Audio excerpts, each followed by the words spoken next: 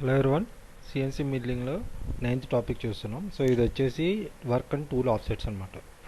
So అసలు ఈ offset అంటే ఏంటంటే, మనం మిషన్కి పలానా ఏరియాలో మన వర్క్ పీస్ ఉంది, దాని మీద మిషనింగ్ చేయాలని ఇచ్చేది ఆఫ్సెట్ అనమాట.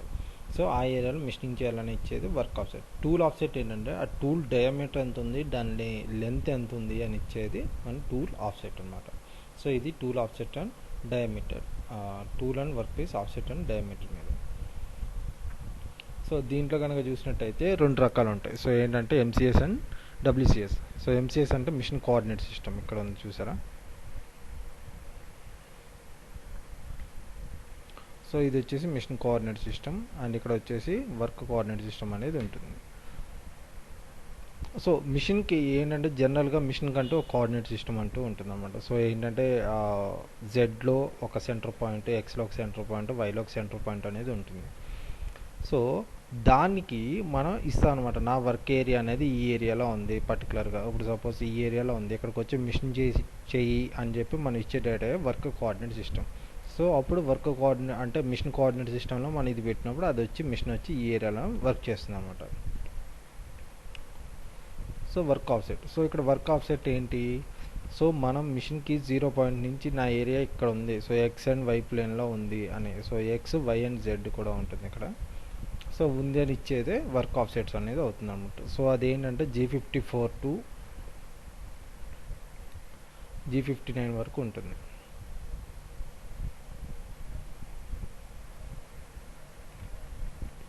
సో ఇక్కడ టోటల్ 6 నెంబర్స్ వరకు మనం వర్క్ ఆఫ్సెట్స్ అనేది పెట్టుకోవచ్చు అనమాట. సో డిఫరెంట్ వర్క్ పీసెస్ లేదంటే డేటా అనేది మనం సేవ్ చేసి పెట్టుకోవచ్చు. సో అది టోటల్ 6 వర్క్ ఆఫ్సెట్స్ వరకు పెట్టుకోవచ్చు అనమాట మనం. సో ఇదిగోండి, సో ఇక్కడ మిషన్ కోఆర్డినేట్ సిస్టమ్ ఉంది, అక్కడి నుంచి వచ్చి వర్క్ కోఆర్డినేట్ సిస్టమ్ మీద మిషనింగ్ చేస్తుంది. సో అసలు దీనికి ఆరిజిన్ అది ఎలా తీసుకుంటాం ఏంటి అంటే,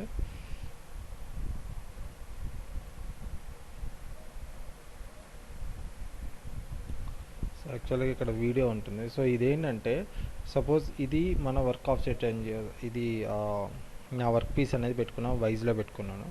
సో ఇక్కడ ఈ ఏరియాలో ఉంది, నాకు దీని సెంటర్ పాయింట్ అనేది తీసుకోవాలి, అంటే సెంటర్ తీసుకోవాలి. అలాంటప్పుడు నేను ఏం చేస్తాను అంటే ఈ ఏరియాకి వచ్చి ఇక్కడ సెలెక్ట్ చేసుకుని 0 చేసుకుంటా. నెక్స్ట్ ఈ కార్నర్కి వచ్చి ఇక్కడ సెలెక్ట్ చేసుకుని 0 చేసుకుంటా. సో 0 చేసుకున్నప్పుడు ఇక్కడికి వచ్చినప్పుడు ఆ టోటల్ డిస్టెన్స్ ఎంతైతే ఉందో ఆ డిస్టెన్స్, సపోజ్ ఇక్కడికి వచ్చేసి 50 అనుకుందాం, ఈ సెకండ్ పాయింట్, ఈ పాయింట్ 50 అనుకుందాం. సో 50 అన్నప్పుడు ఏమవుతుంది అంటే ఇక్కడ వచ్చిన వాల్యూ, సో ఎక్స్లో ట్రావెల్ అవుతుంది అది. సో 50 అని ఉంటే నేను అప్పుడు ఏం చేస్తాను, 50/2 అంటే /2 అని ఇస్తే దానికి ఆటోమేటిక్ వాల్యూ అనేది తీసుకుంటాను 25 అని చెప్పి. సో ఎక్స్ వాల్యూ వచ్చేసి 25 ఉంది అని తీసుకుంటుంది. నెక్స్ట్ వైలో కూడా ఏం చేస్తాం, ఈ కార్నర్ సెలెక్ట్ చేసుకుంటాం, 0 చేసుకుంటాం. నెక్స్ట్ ఇక్కడ నుంచి ఇక్కడ ట్రావెల్ చేస్తుంది, సో ఇటు కూడా 55 ఉంది అనుకుందాం. సో అప్పుడు మన 50/2 అనే వాల్యూ ఇస్తే అది 25 కింద తీసుకుంటుంది అనమాట. సో x25, y25 తీసుకుంటే అప్పుడు దీని సెంటర్ పాయింట్ ఇక్కడ అని తెలుస్తుంది. సో మన ఇచ్చిన సెంటర్ పాయింట్ ఇది. సో ఈ సెంటర్ పాయింట్కి వచ్చినప్పుడు ఏమవుతుందంటే, మన ప్రీవియస్ వీడియోలో మీకు ఇక్కడ ట్యాగ్ చేస్తాను చూడండి. సో ప్రీవియస్ వీడియోలో మనం కోఆర్డినేట్ సిస్టమ్ చూసాం. సో ఈ కోఆర్డినేట్ సిస్టంలో ఇది ఆరిజిన్ పాయింట్ అనుకున్నాం. సో ఈ ఆరిజిన్ పాయింట్ తీసుకుంటే ఇక్కడ క్వాడ్రంట్ 1 ఉంటుంది, 2, 3, 4 ఉంటుంది కదా. So 1, 2, 3 and 4. సో నేను 0 ఏదైతే చేసినప్పుడు 0 ఇదే కదా అవుతుంది. సో 0 ఇక్కడ అయినప్పుడు సపోజ్ ఇదే దీని మీద ఉందనుకుందాం ఇలాగా, ఓకే. సో 0 చేసింది ఇక్కడ. సో ఇది ఫస్ట్ క్వాడ్రంట్ అవుతుంది మిషన్కి, అంటే మిషన్ అనేది పైనుంచి చూస్తుంది అనుకుందాం. సో ఇక్కడ నుంచి చూస్తుంది. సో ఇది క్వాడ్రంట్ 1, ఇది 2, ఇది 3, ఇది 4. ఇక్కడ మనం ఏదైతే డ్రాయింగ్ ఇస్తామో సేమ్ అదే డ్రాయింగ్ ఇక్కడ కూడా జరుగుతుంది అనమాట. సో డ్రాయింగ్ అంటే నా అర్థం ఏంటంటే, ఇప్పుడు మనం ఏదైతే ప్రోగ్రామ్ చేయాలనుకున్నాం, సపోజ్ నాకు ఇక్కడ ఒక పాకెట్ ఉందనుకుందాం ఇలాగా. సో ఈ పాకెట్ ఇక్కడ నుంచి స్టార్ట్ చేయాలి అనుకుంటే సేమ్ మన ఇక్కడ ప్రోగ్రామ్ ఇక్కడ నుంచి ఇక్కడికి డిస్టెన్స్ వచ్చేసి సమ్ 10 ఉంది, ఇక్కడ నుంచి 10 మూవ్ అవ్వాలి ఎక్స్లో, తర్వాత వైలో వచ్చేసి సమ్ డిస్టెన్స్ మూవ్ అవ్వాలి అండ్ మళ్ళీ బ్యాక్ రావాలి, మళ్ళీ కింద రావాలి. సో ఈ ప్రోగ్రామ్ ఏదైతే రాస్తామో సేమ్ అదే ప్రోగ్రామ్ అనేది ఇక్కడ ఇన్సిడెంట్ అవుతుంది అనమాట. సో అలాగా ఇది వర్క్ అవుతుంది. So work coordinate system. ఇప్పుడు మన ఎక్స్ అండ్ వై వాల్యూస్ అనేది మిషన్కి ఇచ్చేటప్పుడు ఇలా తీసుకుంటాం అనమాట. సో ఇది సెంటర్ కాబట్టి ఇప్పుడు సపోజ్ మీకు ఈ కార్నర్ కావాలనుకోండి. సో ఈ కార్నర్ కావాల్సినప్పుడు ఏం చేస్తామంటే ఇటు సైడ్ సెలెక్ట్ చేస్తాం, అలాగే ఈ కార్నర్ సెలెక్ట్ చేస్తాం. సో ఈ రెండు వచ్చినాయి కాబట్టి క్వాడ్రంట్ 1 కింద అవుతుంది అనమాట. ఇక్కడ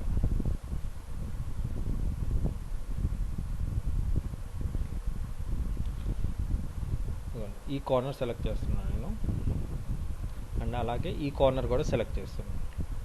సో ఈ కార్నర్ సో ఇది కానీ ఇలా తీసుకుంటే సో ఈ కార్నర్ సెలెక్ట్ చేసుకుంటున్నాం, అలాగే ఈ కార్నర్ సెలెక్ట్ చేస్తున్నాం కాబట్టి క్వాడ్రంట్ 1 కింద వస్తుంది. సో మన ఇచ్చే వాల్యూస్ ఎప్పుడు కూడా ఎక్స్ ప్లస్లో ఉండాలి, వైలో ప్లస్ కూడా ఉంటే అది క్వాడ్రంట్ 1 కింద తీసుకుంటుంది.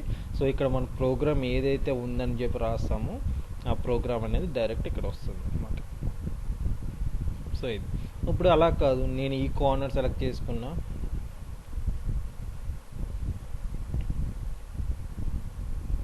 సో ఈ కార్నర్ సెలెక్ట్ చేసుకున్నా, అలాగే ఈ కార్నర్ సెలెక్ట్ చేసుకున్నాను అనుకోండి. సో అప్పుడు ఇది అవుతుంది కదా. సో ఈ కార్నర్ అంటే మనకి ఇదిగోండి ఈ కార్నరు, అలాగే ఈ కార్నర్. సో ఇలా ఈ కార్నర్ సెలెక్ట్ చేసుకుంటే అప్పుడు క్వాడ్రంట్ 2 అవుతుంది. సో ఇక్కడ క్వాడ్రంట్ 2లో నేను ఏదైతే ఇచ్చానో సో అదే మిషన్ మీద కూడా వర్క్ అవుతుంది అనమాట. సో అలాగే మనం వర్క్ ఆఫ్సెట్ అనేది ఇస్తాం. సో ఇదిగోండి మిషన్ కోఆర్డినేట్ సిస్టమ్ అనేది సపోజ్ ఎక్కడో ఉందనుకున్నాం, అది ఇక్కడికి వచ్చి చేయాలి. సో ఫస్ట్ క్వాడ్రంట్లో అంటే ఇదిగోండి, సో కార్నర్ ఇక్కడ రావాలంటే మనం తీసుకోవాల్సింది ఏంటి, ఈ కార్నర్ వచ్చి సెలెక్ట్ చేసుకోవాలి, అలాగే ఈ కార్నర్ వచ్చి సెలెక్ట్ చేసుకోవాలన్నమాట.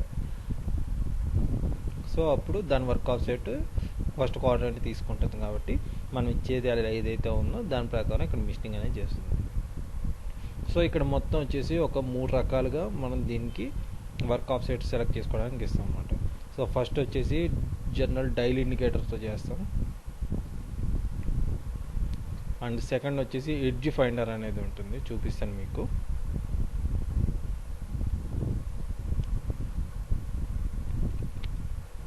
అండ్ థర్డ్ వన్ వచ్చేసి ఏంటంటే ప్రోబ్స్ ఉంటాయి అన్నమాట.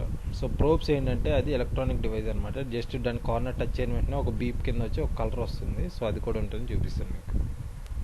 సో దీన్ని ఎడ్జ్ ఫైండర్ అంటారు అనమాట. సో యాక్చువల్గా ఇక్కడ వీడియో ప్లే అవ్వాలి, బట్ కొంచెం టెక్నికల్ ఇష్యూ వల్ల ఇది రావట్లేదు. సో ఇది కూడా అంటే ఇది టర్న్ అవుతూ ఉంటుంది అన్నమాట. సో ఇది ఏంటంటే ప్లెయిన్గా ఉంటుంది, ఇది కొంచెం లోపల స్ప్రింగ్ ఉండడం వల్ల సైడ్కి వస్తుంది అనమాట. సో ఈ కార్నర్ టచ్ చేసి నెక్స్ట్ ఈ కార్నర్ టచ్ చేస్తారు. సో అది ఈక్వల్గా ఉందా లేదా అనేది తెలుస్తుంది దాని ద్వారా.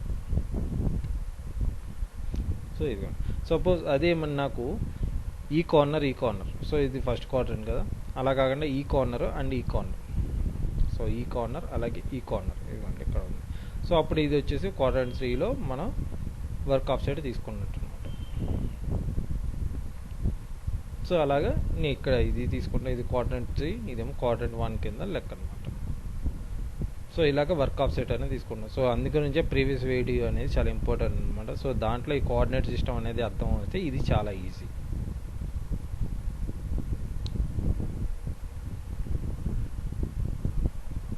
సో ఇదిగోండి మిషన్ కోఆర్డినేట్ సిస్టమ్ అనేది ఎలా ఉంటుంది. సో దీంట్లో ఇక్కడ డేటా ఇస్తాను నేను. సపోజ్ ఇక్కడ G54 అనేది అన్నీ 0 చేసుకుంటా. సో ఇక్కడ 0 చేసుకున్న తర్వాత నేను ఏరియా ఏదైతే వాల్యూస్ ఉన్నాయో అది మిషన్ కోఆర్డినేట్ సిస్టంలోకి వెళ్తుంది అనమాట. సో మిషన్ కోఆర్డినేట్ సిస్టంలో నా వర్క్ పీస్ వాల్యూస్ ఉంటే ఇక్కడ G54 వచ్చేసి 00లో పెట్టుకుంటాను అనమాట. అప్పుడు ఆ ఏరియాకి వెళ్ళి మిషనింగ్ అనేది చేస్తుంది.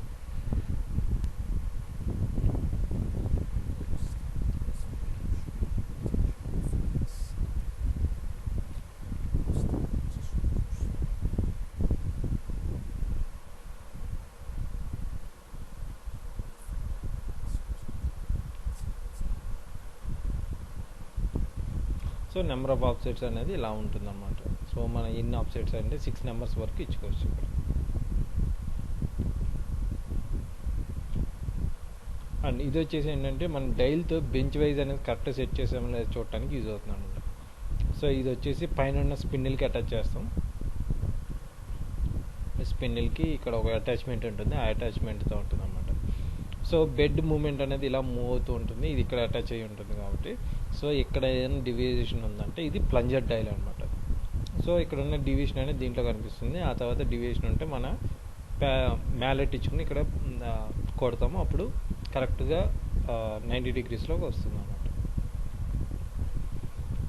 సో ఇందాక చూసిందంతా వర్క్ ఆఫ్సెట్స్. ఇప్పుడు వచ్చేసి టూల్ ఆఫ్సెట్స్ అనమాట.